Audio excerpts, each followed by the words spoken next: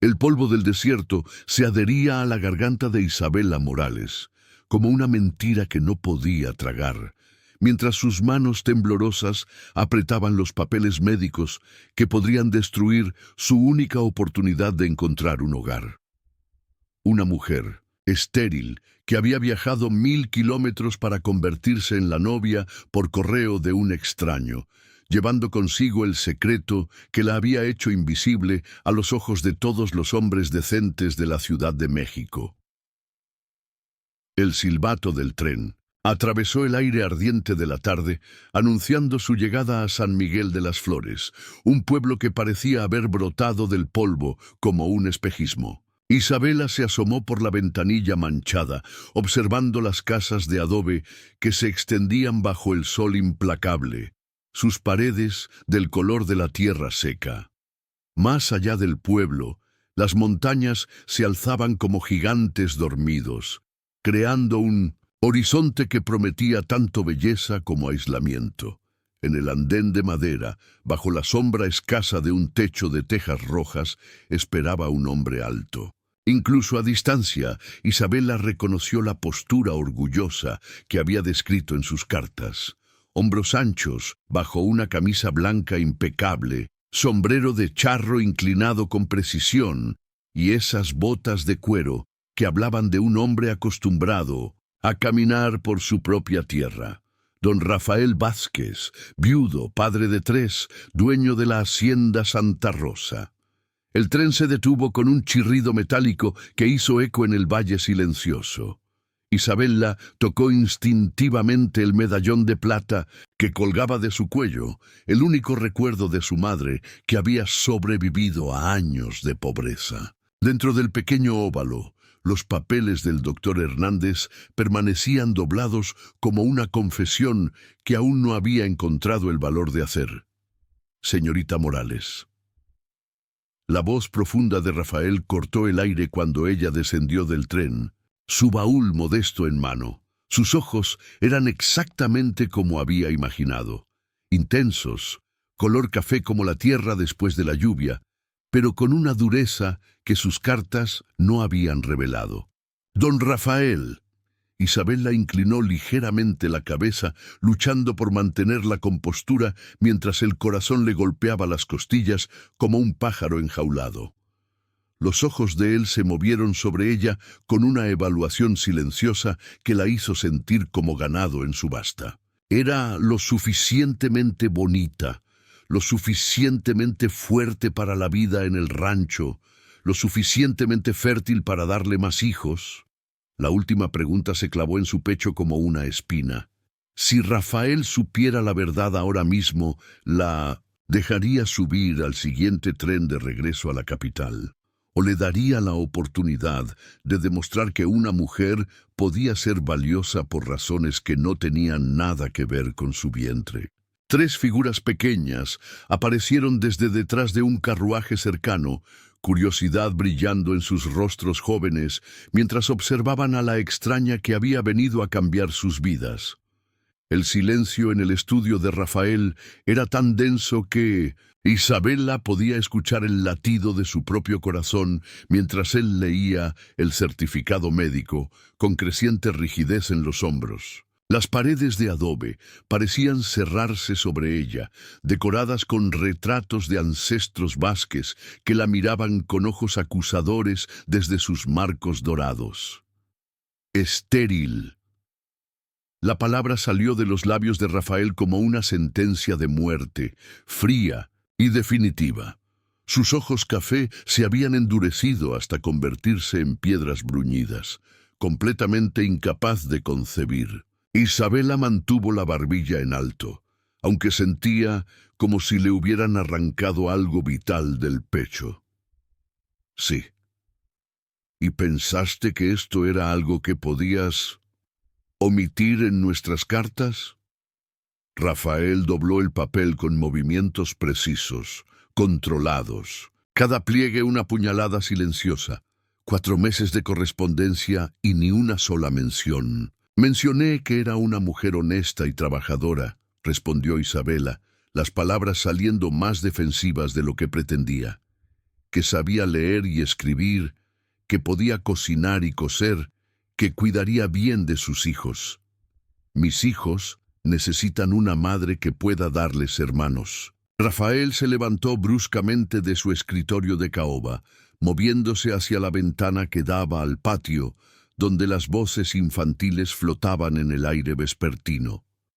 Una mujer que pueda continuar el linaje Vázquez. El desprecio en su voz cortó, más profundo que las palabras del doctor Hernández años atrás. Al menos, el médico había mostrado compasión clínica cuando le explicó que la fiebre escarlata había dejado cicatrices internas que nunca sanarían. Debería haberlo sabido, murmuró Rafael, más para sí mismo que para ella. Una mujer de su edad, sin marido, dispuesta a viajar tan lejos. Debí preguntarme por qué. Isabela sintió la familiar punzada de vergüenza, esa compañera constante que había llevado desde Ciudad de México. No todos los defectos son visibles, don Rafael. Él se volvió entonces, y por un momento Isabela vio algo más que decepción en sus facciones. Dolor, desesperación, pero la expresión se desvaneció tan rápidamente que pudo haberlo imaginado. Las lluvias de primavera han sido escasas, dijo finalmente, su voz recuperando esa formalidad distante. Los caminos hacia el pueblo estarán intransitables durante semanas. Puede quedarse hasta entonces. ¿Como su empleada?, preguntó Isabela, necesitando entender los términos de su humillación. Como institutriz temporal para mis hijos. Les enseñará a leer mejor. Quizás algo de aritmética. Rafael regresó a su escritorio, tomando una pluma como si la conversación hubiera terminado. Le pagaré un salario justo por sus servicios. ¿Y después? Después arreglaré su transporte de regreso. No levantó la vista de los papeles. Esta conversación ha concluido, señorita Morales. Isabela salió del estudio con la espalda recta y los ojos secos, pero cuando cerró la puerta tras ella, se permitió un momento de desmoronamiento contra la pared fría. Afuera, las risas de los niños continuaban, ajenas al hecho de que su futuro acababa de reducirse a unas pocas semanas de servicio temporal. La pequeña Ana fue la primera en encontrarla llorando en el patio, sus enormes ojos cafés llenos de preocupación infantil, mientras Isabela intentaba secarse discretamente las lágrimas junto a la fuente de piedra. El sol de la tarde creaba sombras largas entre las bugambilias que trepaban por las columnas de la galería, y el aroma de las tortillas de maíz flotaba desde la cocina. ¿Por qué está triste la señorita?, preguntó Ana con esa franqueza brutal de los niños de 4 años, acercándose sin la timidez que había mostrado en la estación. No estoy triste, pequeña, mintió Isabela, agachándose para quedar a la altura de la niña. Solo tengo algo en el ojo. Mamá Esperanza dice que cuando tenemos algo en el ojo, parpadear ayuda. Ana demostró con exagerados movimientos de pestañas que hicieron sonreír involuntariamente a Isabela. ¿Quién es mamá Esperanza? La cocinera. Ella nos cuida cuando papá está en el campo. Ana tomó la mano de Isabela con confianza absoluta. ¿Viene a conocer la cocina? Mamá Esperanza hace el mejor chocolate de todo México. Antes de que Isabela pudiera responder, aparecieron los otros 2 niños. María, de 8 años, tenía la seriedad prematura de una niña que había asumido responsabilidades demasiado temprano, sus trenzas negras perfectamente ordenadas y su vestido sin una arruga. Diego, de 6 años, llevaba tierra en las rodillas y una sonrisa traviesa que le recordó dolorosamente a Rafael. Ana, no debes molestar a la señorita, regañó María con autoridad de hermana mayor. Papá dijo que viniste a enseñarnos, ¿verdad? Isabela sintió una punzada extraña en el pecho. Sí, eso es correcto. ¿Sabes historias?, preguntó Diego, saltando de un pie al otro con energía contenida. La señora del pueblo que nos enseñaba antes no sabía ninguna historia. Buena, solo números aburridos. Diego sabe contar hasta 100, presumió Ana, aún aferrada a la mano de Isabela, pero no sabe leer palabras grandes como María. Yo puedo leer perfectamente bien, protestó María, aunque un ligero rubor traicionó su inseguridad. Solo que algunas palabras son complicadas. Isabela estudió los 3 rostros expectantes y sintió algo cálido expandirse en su pecho, combatiendo la frialdad que había dejado la conversación con Rafael. Estos niños necesitaban más que lecciones de aritmética. Necesitaban a alguien que viera sus personalidades individuales, que nutriera sus diferentes talentos. ¿Qué les parece si empezamos con una historia sobre 3 hermanos muy especiales?, sugirió Isabela, sentándose en el borde de la fuente. Cada uno tenía un don único que los hacía extraordinarios. Los niños se acercaron instintivamente, Ana trepando a su regazo, mientras María y Diego se sentaban a cada lado. El contacto físico era tan natural, tan necesario, que Isabela tuvo que luchar contra las lágrimas nuevamente. El hermano mayor tenía el don de la sabiduría, comenzó, mirando a María. La hermana pequeña tenía el don de la alegría. Ana aplaudió encantada. Y el hermano del medio tenía el don de la valentía. Diego se irguió con orgullo mientras Isabela continuaba tejiendo una historia sobre aventuras y familia, observando cómo sus rostros se iluminaban con cada palabra. Por un momento, casi pudo olvidar que esto era temporal, que en unas semanas tendría que dejar atrás estos corazones abiertos que ya comenzaban a reclamarla como suya. La tos seca que mantenía. A Diego despierto durante la noche fue como un eco cruel del pasado de Isabela. Se había despertado al escuchar el sonido familiar, ese jadeo áspero que conocía demasiado bien por cuidar a los niños enfermos en el orfanato de Ciudad de México antes de que la despidieran por su condición. En la penumbra del cuarto, de los niños, Diego luchaba por respirar mientras Ana lloraba silenciosamente en su cama, asustada por los sonidos que su hermano hacía. María se había levantado para consolarlo, pero su propia preocupación era evidente en la forma en que sus manos temblaban.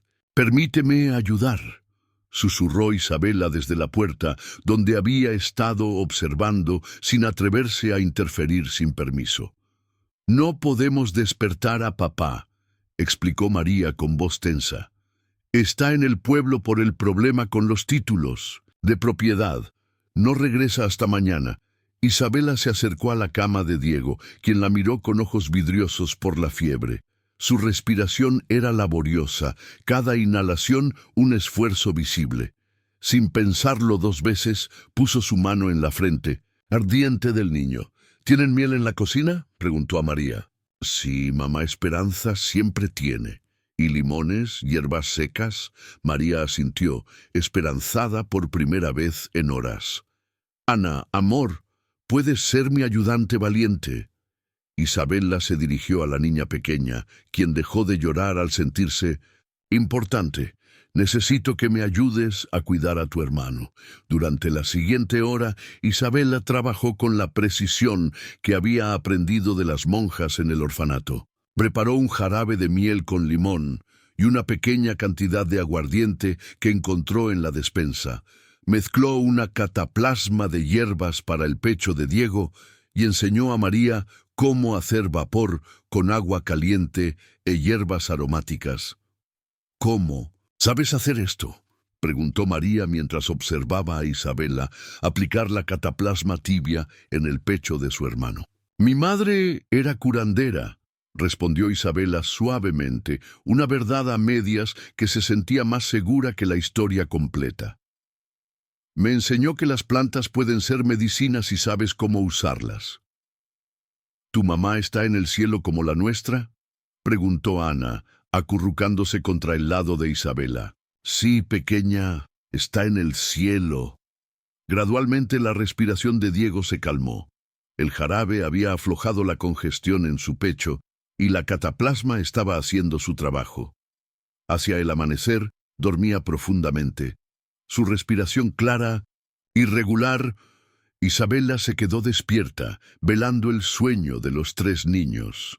María se había quedado dormida en la silla junto a la cama de Diego, mientras Ana dormía hecha un ovillo en el regazo de Isabela. El peso suave de la niña, la confianza absoluta en su presencia, despertó un anhelo tan profundo que Isabela tuvo que morderse el labio para no llorar. Cuando Rafael regresó al mediodía, encontró a Isabela en la cocina preparando un té especial para Diego, quien ya estaba lo suficientemente bien como para sentarse y comer un poco de caldo. ¿Qué pasó?, preguntó Rafael, su voz cargada de preocupación paternal. Diego tuvo fiebre y problemas para respirar, explicó María antes de que Isabela pudiera responder. Pero la señorita Isabela lo curó. Sabía exactamente qué hacer. Rafael miró a Isabela con una expresión indescifrable, sus ojos moviéndose entre ella y su hijo, quien claramente estaba mejor. «Gracias», dijo finalmente, las palabras simples pero cargadas de algo más profundo que la cortesía. Isabela asintió, regresando su atención al té, pero podía sentir su mirada persistente, evaluando, preguntándose qué otras sorpresas guardaba la mujer estéril que había curado a su hijo. El polvo de los caballos se alzaba en el horizonte como una tormenta de arena cuando don Esteban Morelos llegó a la hacienda Santa Rosa con 5 hombres armados. Isabela observaba desde la ventana de la cocina mientras Rafael salía al patio principal, su postura tensa como la de un animal que siente peligro. Morelos era todo lo que Rafael no era: corpulento, donde Rafael era atlético; ruidoso, donde Rafael era medido; vestido con oro y sedas, donde Rafael prefería la simplicidad práctica. Pero lo que más perturbó a Isabela fue la forma en que los ojos del hombre recorrieron la propiedad como si ya la considerara suya. Vázquez, la voz de Morelos, llevaba falsa jovialidad. «He venido a hacerte una propuesta que no puedes rechazar». Isabela instintivamente reunió a los niños cerca de ella. María, siempre perceptiva, había notado la tensión y mantenía a Ana distraída con un juego silencioso, mientras Diego miraba hacia afuera con el ceño fruncido. «No tengo negocios contigo, Morelos», respondió Rafael, su mano descansando, casualmente cerca de la pistola en su cinturón. «Ah, pero sí los tienes». Morelos desmontó con torpeza teatral. «Verás, he estado revisando algunos documentos antiguos. Resulta que el título de tu tierra tiene ciertas irregularidades». Isabela sintió un frío familiar en el estómago. Había visto este tipo de intimidación antes en Ciudad de México. Hombres poderosos usando tecnicismos legales para despojar a los más débiles de lo que legítimamente les pertenecía. «Los títulos de Santa Rosa están en orden», replicó Rafael firmemente. «Han estado en mi familia durante 3 generaciones. Papeles se pierden, Vázquez, memorias fallan». Morelos sonrió, mostrando dientes dorados. Sería una lástima que un hombre viudo con 3 niños pequeños tuviera que enfrentar una batalla legal costosa, especialmente sin una mujer que lo respalde. La mención deliberada de su estado civil hizo que Isabela apretara los puños. Sin pensarlo, salió de la cocina hacia el patio, ignorando las miradas de advertencia de María. «Don Rafael no está solo», declaró Isabela, su voz clara y firme mientras caminaba hacia donde estaban los hombres. «Tiene familia que lo respalda». Los ojos de Morelos se fijaron en ella con interés depredador. «¿Y tú eres?» «Isabela Morales de Vázquez», mintió suavemente, usando el apellido que legalmente no tenía derecho a llevar. «Su esposa». Sintió más que vio la tensión que atravesó el cuerpo de Rafael, pero él no la contradijo. En cambio, se acercó a ella, su presencia sólida y protectora a su lado. Como puedes ver, Morelos, tengo todo el respaldo que necesito, dijo Rafael, su brazo rozando sutilmente el de Isabela en un gesto que podría parecer posesivo para los observadores. Morelos entrecerró los ojos estudiando la dinámica entre ellos. Interesante, no había escuchado de una boda. Las familias privadas a menudo prefieren ceremonias íntimas, respondió Isabela sin vacilar. Especialmente cuando hay niños involucrados, por supuesto. La sonrisa de Morelos no alcanzó sus ojos. Bueno, felicitaciones están en orden entonces. Aunque me pregunto si la nueva señora Vázquez comprende completamente en qué se ha metido. Comprendo perfectamente que esta es tierra Vázquez, respondió Isabela, manteniendo la barbilla alta. Y que los hombres honrados respetan las propiedades de otros hombres honrados. La tensión en el aire era palpable. Los hombres de Morelos habían desmontado y se habían dispersado casualmente alrededor del patio, sus intenciones claramente intimidatorias. «Piénsalo bien, Vázquez», dijo Morelos finalmente, volviendo a montar su caballo. «Mi oferta es generosa, mucho más de lo que podrías conseguir después de una batalla legal prolongada». Mientras los hombres se alejaban, Isabela se dio cuenta de que había cruzado una línea invisible. Ya no era simplemente la institutriz temporal, se había declarado públicamente parte de la familia Vázquez, y por la forma en que Rafael la miraba, tanto de ellos entendían las implicaciones de lo que acababa de hacer. La fiesta patronal de 1900 San Miguel llenaba la plaza del pueblo con colores vibrantes y música que competía con el repique de las campanas de la iglesia. Isabela caminaba entre los puestos de comida y artesanías, consciente de las miradas curiosas que seguían cada uno de sus movimientos. Las mujeres del pueblo murmuraban detrás de sus abanicos y los hombres la estudiaban con especulación apenas disimulada. «Allí está la nueva señora Vázquez», escuchó susurrar a una mujer mayor mientras vendía rebozos coloridos. La que apareció de la nada sin familia ni dote. Rafael caminaba a su lado con rigidez militar, claramente incómodo con la atención que atraían. Los niños, sin embargo, parecían ajenos a las tensiones adultas, deleitándose con los dulces y los juegos tradicionales. «Papá, ¿podemos ver los charros?», suplicó Diego, tirando de la manga de Rafael mientras señalaba hacia donde se preparaba la competencia ecuestre.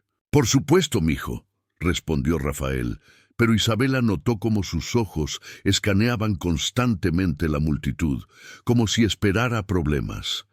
En el centro de la plaza, las familias más prominentes del pueblo se habían congregado alrededor de una plataforma decorada donde los músicos tocaban jarabes tradicionales.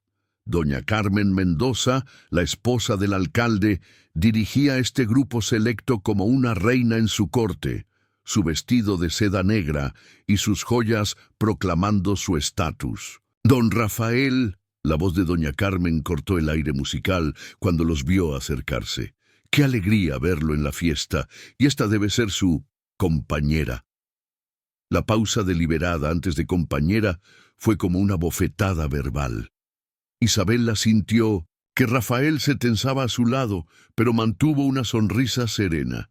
«Isabela Morales», se presentó, extendiendo su mano enguantada. «Un placer conocerla, doña Carmen».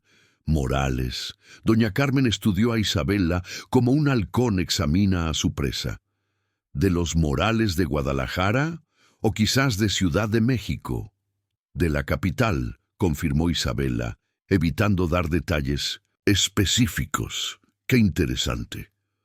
Los ojos de doña Carmen brillaron con malicia apenas contenida. «Mi prima vive en la capital. Se mueve en los mejores círculos.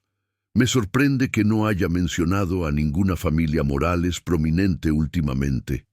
Isabela sintió la trampa cerrándose, pero antes de que pudiera responder, una voz familiar interrumpió la conversación. Doña Carmen, siempre tan curiosa sobre los asuntos de otros, dijo padre Miguel, acercándose con su sotana ondeando.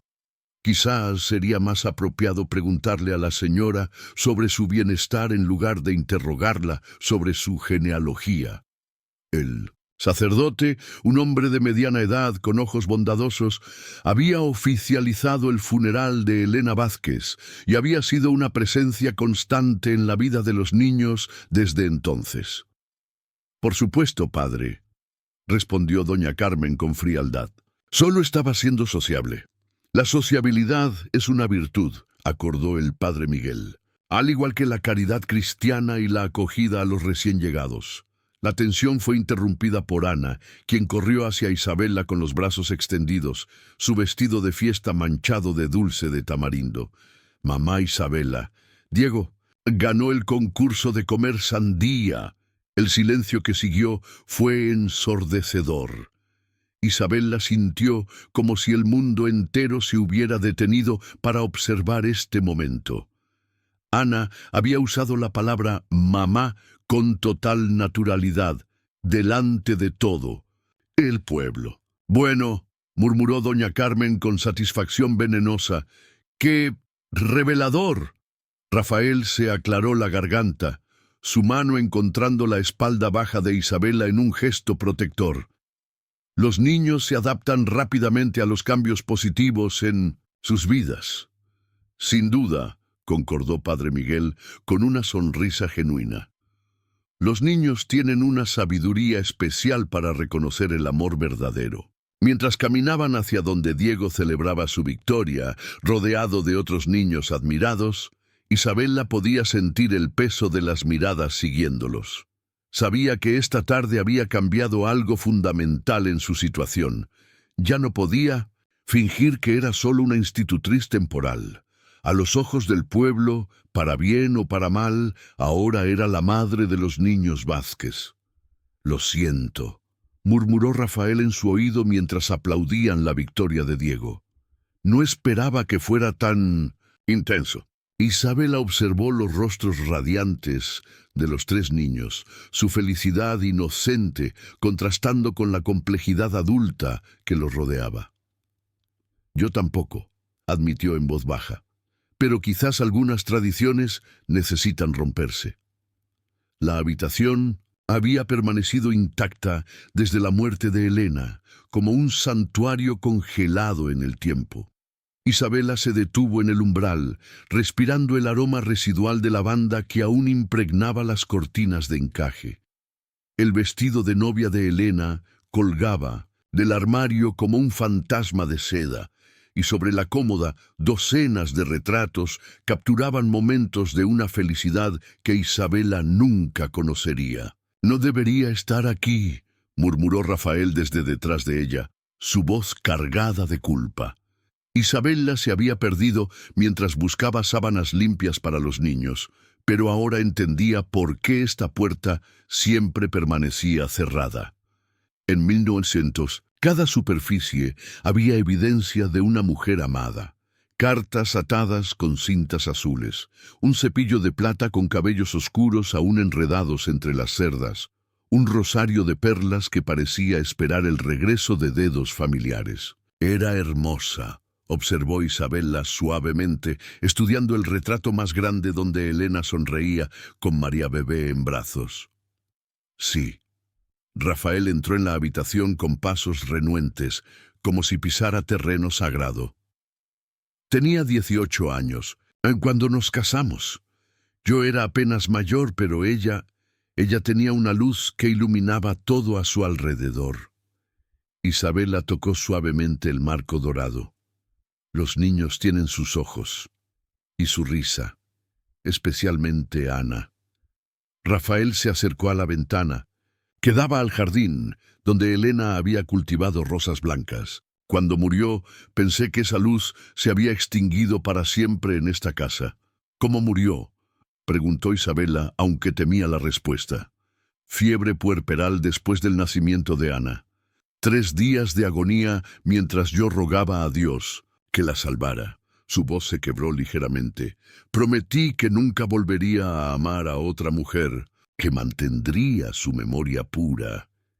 Isabela sintió el peso de esa promesa como una losa sobre su pecho, y ahora se siente como si estuviera traicionándola. Rafael se volvió hacia ella, sus ojos café oscurecidos por el dolor. Los niños te necesitan.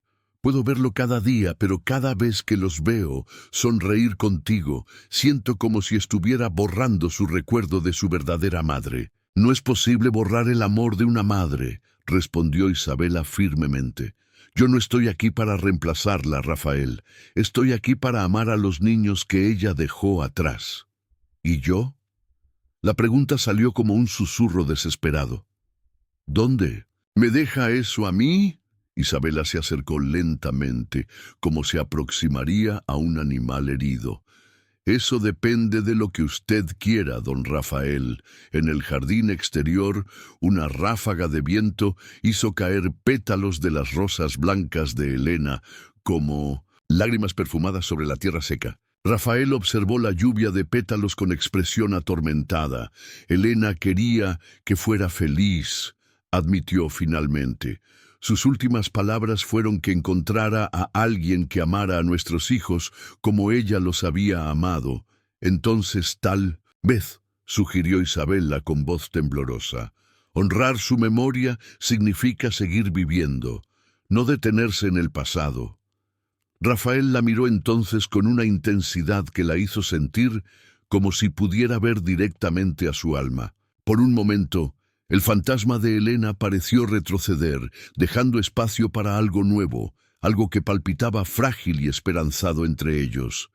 El agua del pozo había bajado hasta convertirse en un hilo parduzco cuando la fiebre golpeó a los 3 niños como una maldición bíblica. Isabela corría entre las camas, cambiando paños húmedos y administrando sorbos de agua tibia con hierbas, mientras Rafael paseaba por la casa como un alma en pena, impotente ante la enfermedad que amenazaba llevarse lo único que le quedaba en el mundo. ¿Cuándo bajará la fiebre?, preguntó por 10ª vez esa mañana, observando a Ana gemir en su sueño febril. Estas cosas toman tiempo, respondió Isabela, aunque su propia preocupación la carcomía por dentro. La fiebre de María había subido durante la noche, y Diego había comenzado a delirar, llamando por su madre muerta. La sequía había traído más que sed. Había concentrado las enfermedades en las pocas fuentes de agua que quedaban. El médico del pueblo había enfermado también, dejando a Isabela como la única persona con conocimientos curativos en millas a la redonda. «Necesito más agua limpia», murmuró Isabela, wringing out another cloth. «¿Y si pudiéramos conseguir hielo?» «El hielo más cercano está a 2 días de viaje», respondió Rafael con desesperación. «Para cuando regrese...» No terminó la frase, pero ambos entendían las implicaciones. Los niños podrían morir mientras él estaba ausente. Isabela trabajó sin descanso durante 3 días, durmiendo apenas momentos robados en la silla entre las camas de los niños. Preparó cataplasmas de barro fresco para bajar la fiebre, forzó líquidos entre labios resecos, y cantó canciones de cuna con voz ronca cuando los niños lloraban en sus delirios. Rafael se quedó a su lado, siguiendo órdenes silenciosas, cargando agua, sosteniendo a los niños cuando convulsionaban, limpiando cuando las pequeñas fuerzas no podían retener nada en el estómago. En algún momento durante esas horas desesperadas dejó de ser el patrón formal y se convirtió simplemente en un padre aterrorizado que dependía completamente de ella. «No puedo perderlos», susurró Rafael en la madrugada del 4.º día, mientras velaban a Ana, cuya respiración se había vuelto laboriosa. «Perdí a Elena. Si los pierdo a ellos también...» «No los vas a perder», prometió Isabela con feroz determinación. «No mientras yo tenga aliento en el cuerpo». Fue entonces cuando Diego gritó desde su cama, un sonido agudo de terror que los hizo correr hacia él. El niño se incorporó bruscamente, ojos vidriosos fijos en algo que solo él podía ver. «¡Mamá! ¡Mamá está aquí!», gritó, extendiendo los brazos hacia el aire vacío. «Dice que no nos vayamos con ella». Isabela tomó las manos pequeñas y ardientes entre las suyas. «No vas a ir a ningún lado, mi amor. Estás aquí con nosotros. Estás a salvo». «¿Prometes que no me voy a morir?», preguntó Diego con la claridad súbita que a veces traía la fiebre alta. «Te prometo que voy a luchar con todo lo que tengo para mantenerte aquí», respondió Isabela, su voz quebrándose ligeramente. Rafael observó la interacción con ojos brillantes de lágrimas no derramadas. En ese momento, viendo a Isabela arriesgar su propio bienestar por amor a sus hijos, entendió que el corazón no reconoce las limitaciones del cuerpo. Una mujer no necesitaba dar a luz para ser completamente, irrevocablemente una madre. Al amanecer del quinto día, la fiebre de Ana fue la primera en ceder. Para el mediodía, Diego estaba pidiendo agua sin delirar, y cuando el sol se puso, María se incorporó por primera vez en días, débil, pero con los ojos claros. Isabela se desplomó en su silla, finalmente permitiéndose cerrar los ojos. Rafael se acercó silenciosamente y puso una manta sobre sus hombros. «Lo salvaste», susurró, su voz cargada de una emoción que ya no podía negar. La cocina estaba sumida en la quietud de la medianoche cuando Isabela bajó por agua, sus pies descalzos silenciosos sobre las baldosas frías.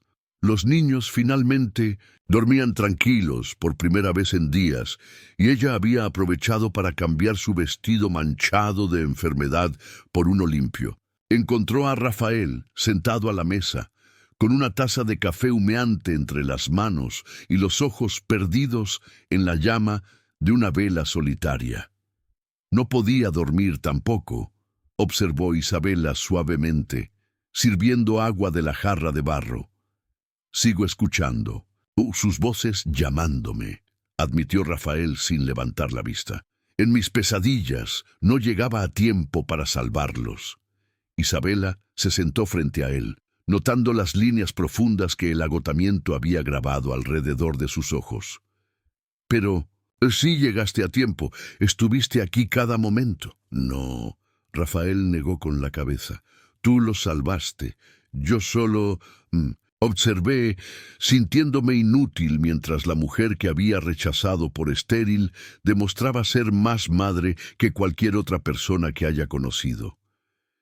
El silencio se extendió entre ellos, cargado de verdades no dichas y emociones demasiado peligrosas para ser nombradas. Isabela envolvió sus manos alrededor del vaso de agua, buscando algo tangible a lo que aferrarse. «¿Por qué no te casaste nunca?», preguntó Rafael súbitamente. «Antes de responder a mi anuncio, quiero decir, eres hermosa, inteligente, tienes un corazón más grande que... porque ningún hombre quiere una esposa que no puede darle hijos», interrumpió Isabela con amargura que había intentado enterrar. «Fui cortejada una vez por un comerciante respetable en Ciudad de México. Cuando descubrió mi condición, me dijo que era mejor que me dedicara a cuidar a los hijos de otros, ya que nunca tendría los míos». Rafael frunció el ceño. «Era un idiota». «Era práctico», corrigió Isabela. «Los hombres necesitan herederos, continuidad para sus nombres y propiedades. Yo no podía ofrecer eso. Y por eso respondiste a mi anuncio».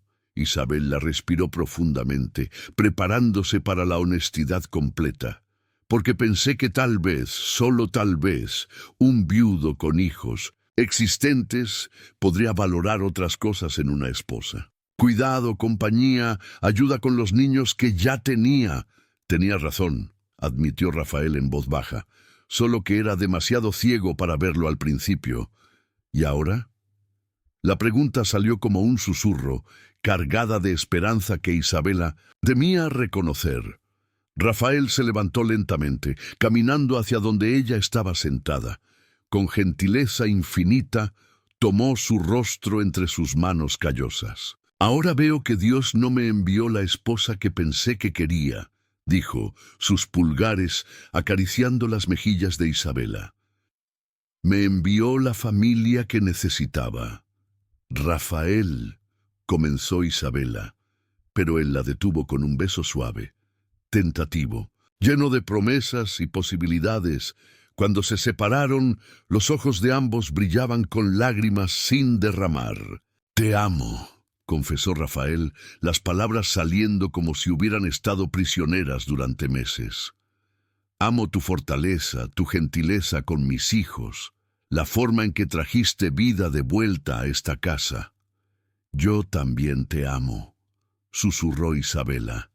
Finalmente, libre para admitir lo que había estado creciendo en su corazón desde que lo vio defender a su familia contra Morelos. Pero las circunstancias han cambiado, la interrumpió Rafael firmemente. «Si me aceptas, Isabela Morales, no como arreglo temporal o conveniencia, sino como mi esposa verdadera, mi compañera, la madre de mis hijos». Antes de que pudiera terminar la propuesta formal, Isabela se puso de pie y lo besó, poniendo toda su respuesta en el contacto de sus labios. Cuando se separaron, ambos sabían que algo fundamental había cambiado entre ellos.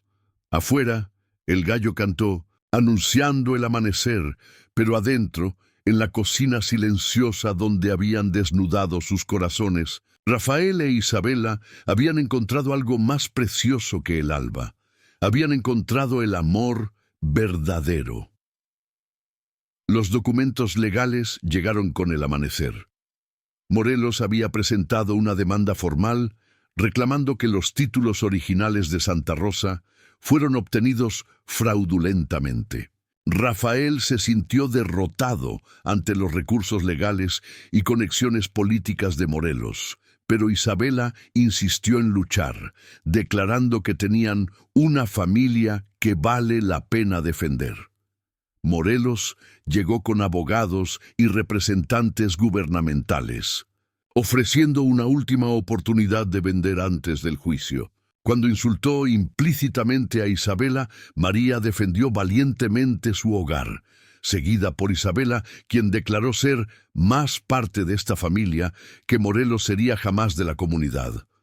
La tensión casi explotó en violencia antes de que Morelos se retirara, dándoles una semana antes del tribunal. En el juzgado, Morelos presentó documentos complejos diseñados para confundir, mientras el abogado de Rafael luchaba con recursos limitados. En el momento crucial, Isabela se levantó sin permiso para dirigirse al tribunal.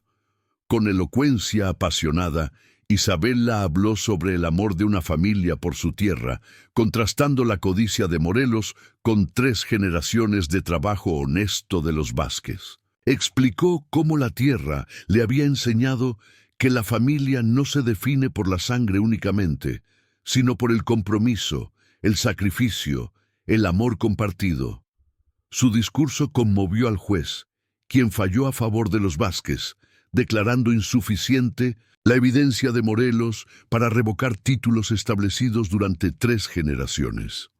La boda se celebró en la capilla de la hacienda, decorada con flores silvestres. Isabela llevó un vestido nuevo de seda marfil, rechazando usar el de Elena, con el velo de la abuela de Rafael como conexión respetuosa al pasado.